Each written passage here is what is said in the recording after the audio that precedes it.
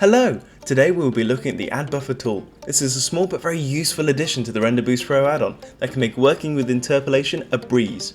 What is it? In short, each multi-value needs a certain number of frames to evenly render and interpolate. If the frame range isn't compatible with the multi-value, the last few frames may be missed. The Add Buffer button prevents this by looking at your frame range and checking if it is compatible with the multi-value you have selected. And if not, it will add the necessary amount of frames at the end of your animation to ensure everything gets rendered and interpolated properly. Right, let's give it a go. Here you can see I have a simple animation that I would like to render and interpolate using a multi-value of 3.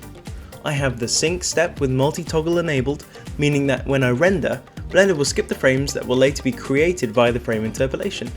Now we can have a look at the problem. In this example, if we divide the frame range by the multi-value, you can see the result isn't a whole number, which means that some frames will be missed in this configuration. This calculation is essentially what the Add Buffer button will do, and then add the necessary frames to make the range evenly divisible.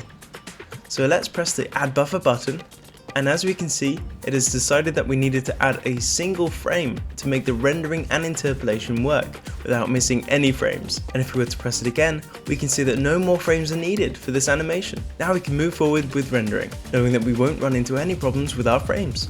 I hope that you've enjoyed our dive into the Add Buffer tool.